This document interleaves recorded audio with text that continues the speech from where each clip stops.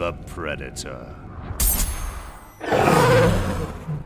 Round 1. Fight!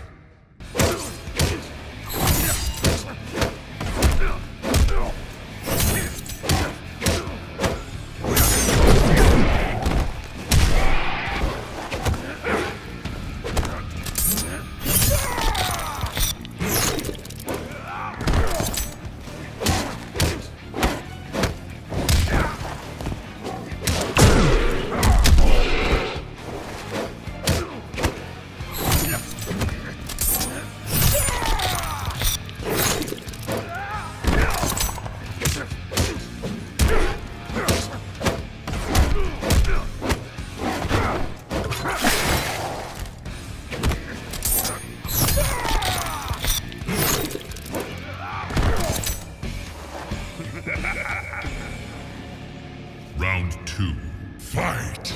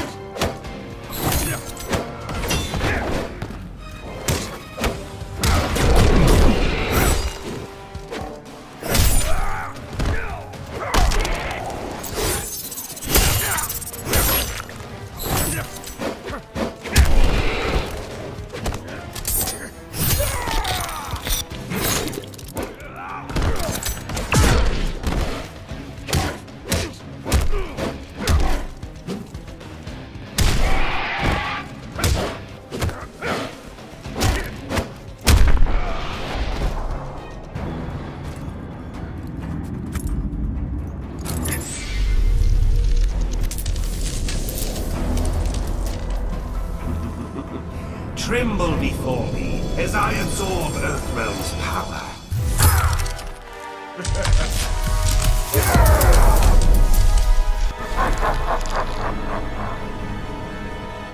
Final round. Fight!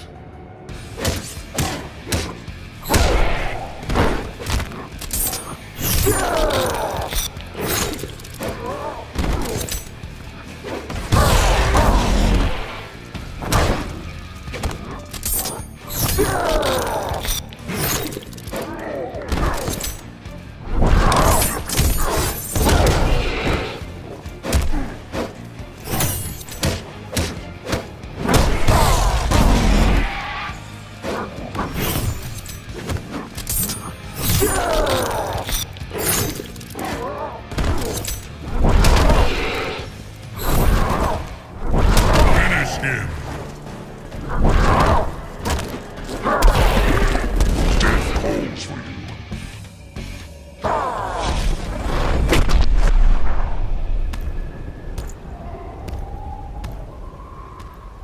Shinnok wins.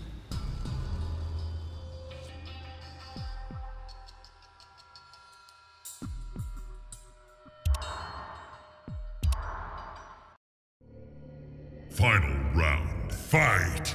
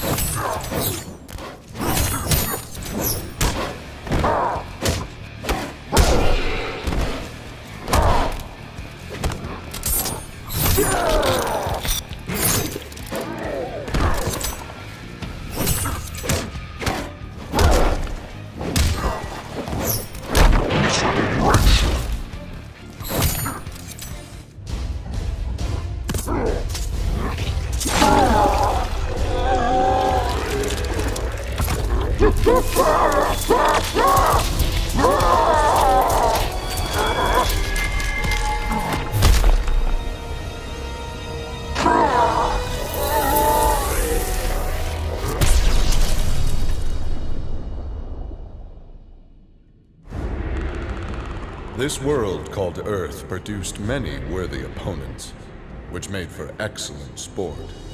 Some possessed a power previously unknown to the Predator's race, sorcery. The Predator sought to harness this new power for use in his conquests. He analyzed a trophy from a recent battle and eventually discovered its secrets. With the power of sorcery, the Predator was unstoppable and decimated whole worlds single-handedly. He had become the apex predator.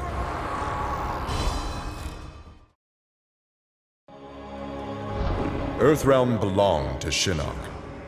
It became the staging area from which he would finish his war on the Elder Gods, which began eons ago. The Elder Gods had lied to the denizens of the realms. They were not individual beings, but merely parts of a greater collective known as the One Being. Shinnok would merge the realms and awaken him. Whole once more, the One Being devoured the Elder Gods. Shinnok watched with satisfaction. This reality had finally come to an end.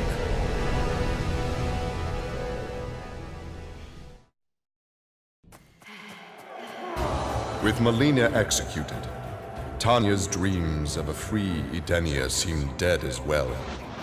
She and the other rebels were fugitives from Kotal Khan's justice.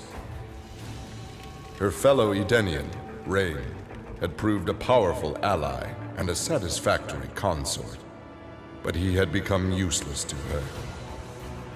In exchange for leniency, Tanya informed the Khan of Rain's whereabouts. Imprisoned, but alive, Tanya's plotting began anew.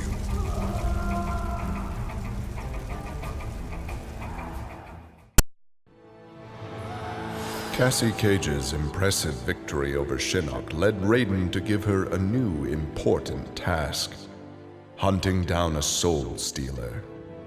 Cassie did not have to be told that the suspect could be a resurrected Shang Tsung. Having tracked him from the site of his last known assault, Cassie confronted the withered old man. He fought desperately but was ultimately defeated. As the old man lay dying before her, Cassie asked his name. With a mixture of sadness and relief, he whispered, "Shujinko."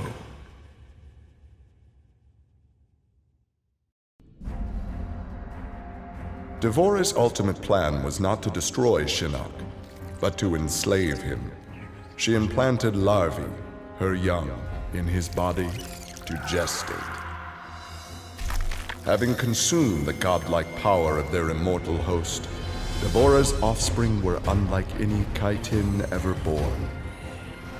As they matured, they spread like locusts throughout the realms. Her army of Kaitin super drones brought glory to Devora, their beloved queen, and destruction to all.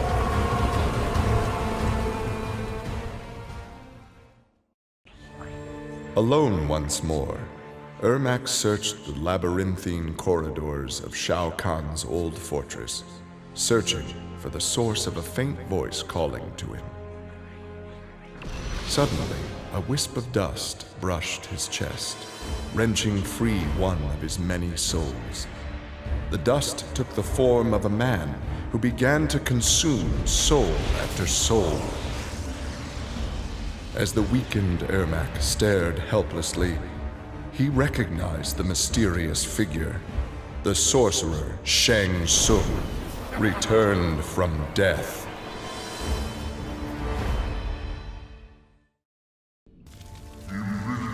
For many years, Farah and Tor were a symbiotic pair, as is natural with their species. But that bond was broken when Farah came of age and began the Great Transformation.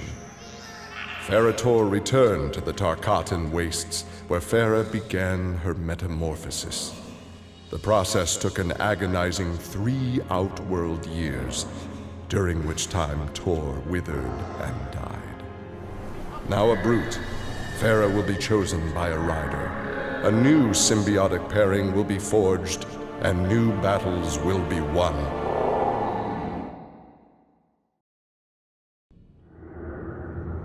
The Shokan had become outcasts for refusing to aid either side in the Outworld civil war. But with the conflict over, Prince Goro decided to re-enter the political landscape. Kotal Khan's armies were weak from years of battle. Melina's rebels were scattered. It was an easy matter for the Shokan to seize control. The newly crowned Emperor Goro had his rivals exterminated. No Ashtek, Kaitin, Edenian, or Tarkatan would usurp his throne.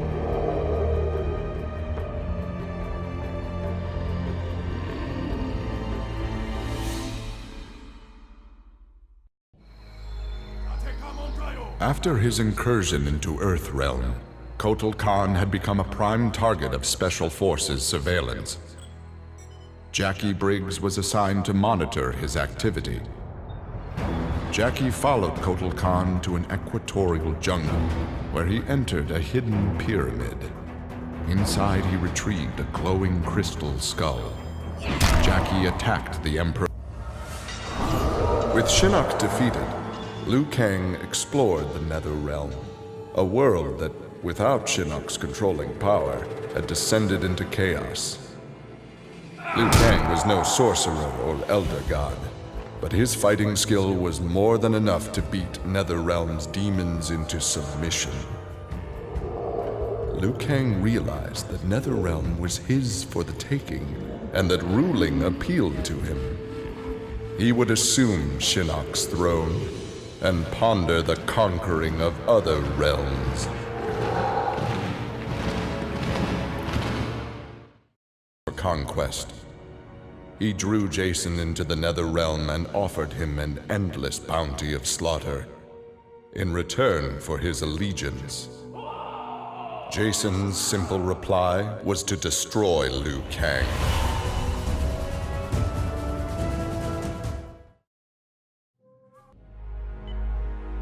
After Shinnok's fall, the hospitalized Johnny Cage asked Jax to fill in as leader of his squad.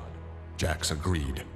It was a chance to spend time with and protect Jackie. Boarding their transport after a routine mission, Jax's greatest fears were realized as the mercenary Erron Black sprung from the cargo bay and fired on the young heroes. Fortunately for Jackie and company, Jax's quick reflexes and bulletproof arms deflected the assassin's rounds.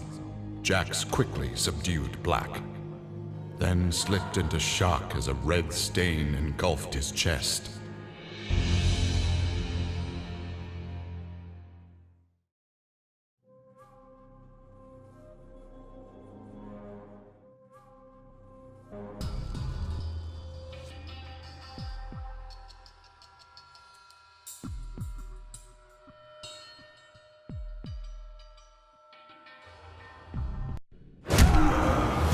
Johnny Cage's life had turned out to be stranger than any science fiction film, but he knew the final scene was approaching.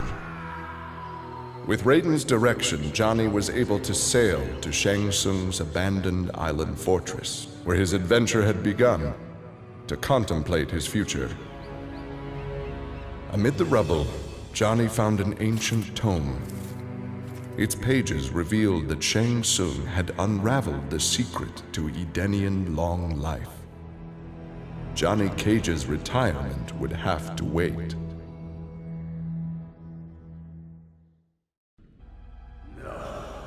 Kano had always been a survivor, but even he would one day succumb to fate. His ideals of ruthless terror would die with him, unless he could pass on his methods to a new generation. Combat, weapons, high-tech sabotage, torture, all would be part of the curriculum. But before his students could learn his techniques, Kano would beat the weakness out of them. They would understand, or die trying. Kano's first pupil? His own son. Class was now in session. Having defeated Shinnok, Kenshi joined Takeda on his quest to avenge his mother Su-Chin's murder. Their travels took them to a cave where he and Takeda freed a man, Taven, encased in a stalagmite. Kenshi told Taven that his brother, Dagon, was the founder of the Red Dragon Assassin Clan. Dagon had not only murdered Su-Chin, but his and Taven's parents as well. Together, Kenshi, Takeda, and Taven lay siege to the Red Dragon base. Dagon fell victim to Kenshi's rage. Su-Chin's murder had been avenged.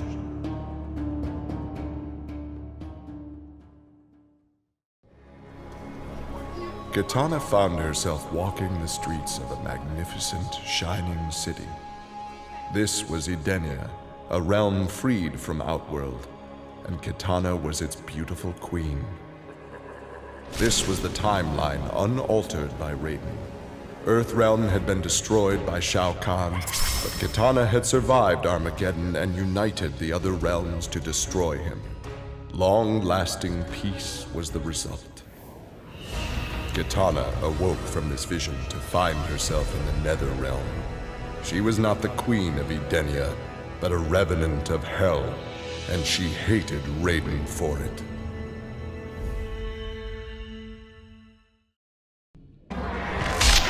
Kotal Khan returned to Outworld determined to rebuild his forces. But Raiden defeated him in a surprise attack and claimed dominion over Outworld. Desperate, the Emperor called upon the Elder Gods to aid in preserving his sovereignty. They granted his request, invoking the most sacred of contests. Now, once every decade, Kotal Khan must enlist his greatest defenders to face Raiden's challengers in Mortal Kombat.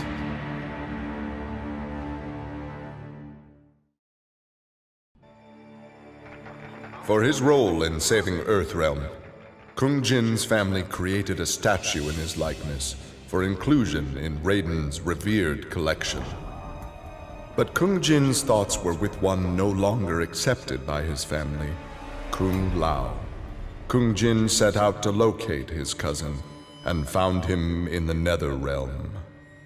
Raiden believed Kung Lao's tortured soul was forever trapped without Quan Chi's magic to free him. But Kung Jin knew the Shaolin were stronger than any sorcerer's spell. He vowed to help Kung Lao fight off the evil that had remade him.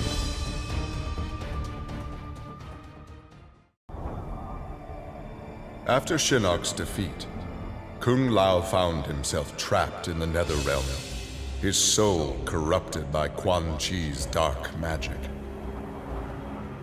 There he would have remained but for the aid of his cousin Kung Jin. Together, their Shaolin strength repelled the evil sufficiently enough for Kung Lao to escape that dark realm and control his inner demons. Compromised but not lost, Kung Lao now exists as an agent of vengeance. He will show evil no mercy.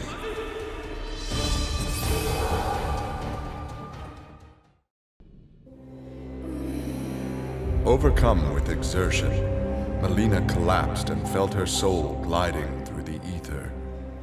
She awoke in an incubation chamber.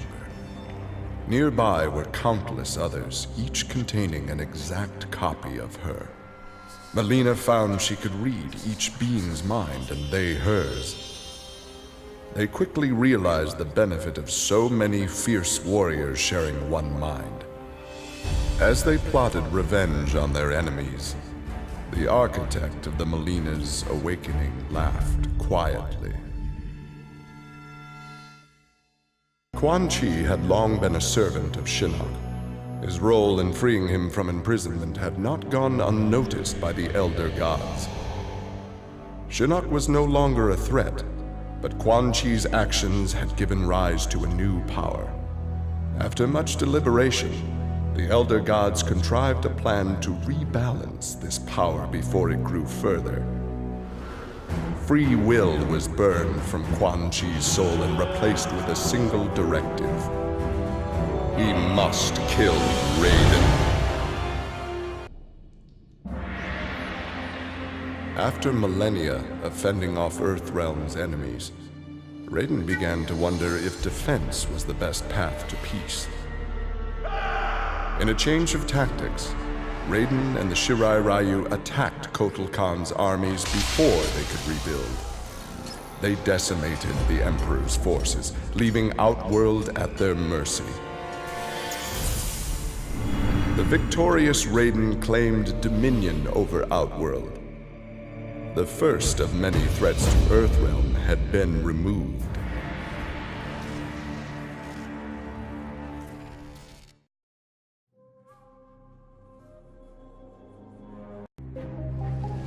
After Shinnok's defeat, Reptile was ordered to Earthrealm by Kotal Khan to assess the damage. Such intel could prove useful in future conflicts. Stumbling upon a collapsed cavern, exposed during the crisis, Reptile was shocked to see raptors emerging from within. Unlike the rest of his race, these raptors had never left Earthrealm for the doomed realm of Zaterra, and thus had remained safe and hidden. Alone no more, Reptile vowed to remain with his rediscovered people and reclaim their Earthrealm homeland.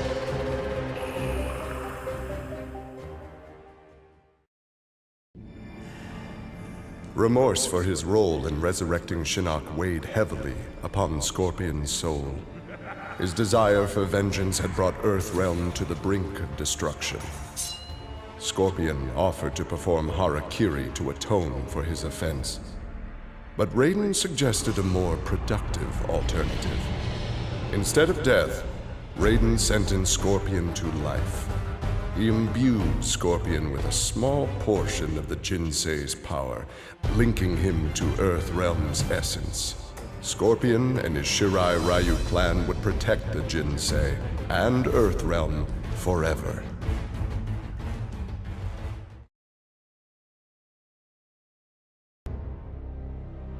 Exhausted by her ordeals, Sonya slipped into a deep sleep and began to dream. Kano held Jax and Cassie hostage. He made Sonya choose who would live and who would die. Seeing no way to free them both, she chose Cassie and screamed as Kano killed Jax before her eyes. Still screaming, she was awoken by Johnny. He had horrific news. Jax was dead by an assassin's bullet.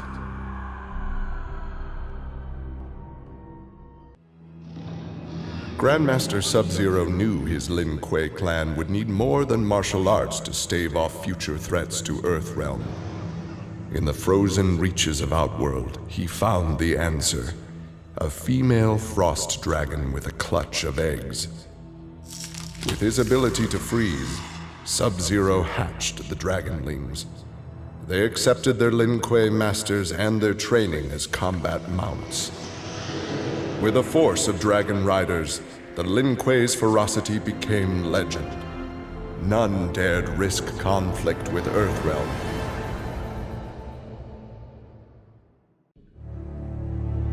With Shinnok defeated, Takeda and his father set out to find his mother's killer, a member of the Red Dragon clan. Special Forces tech enabled Takeda to locate the clan's base and disguise himself and Kenshi as they infiltrated their ranks. Deep within the mountain stronghold, Takeda discovered an actual dragon, a prisoner of the clan.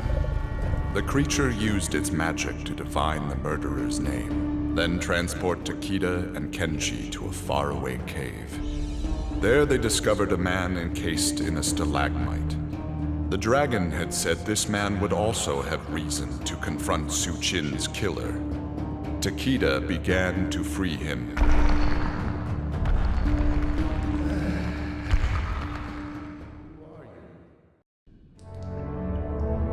Standing over Shinnok, Tremor reveled in his power.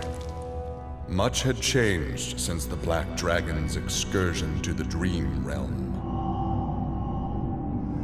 Kano had sent Tremor's team there to retrieve a psych bomb to be used in Kano's theft of Shinnok's amulet. Exposure to that realm had increased Tremor's power and expanded his mind. He would evolve into an earth elemental, a demigod whose power would rival that of Raiden and Fujin.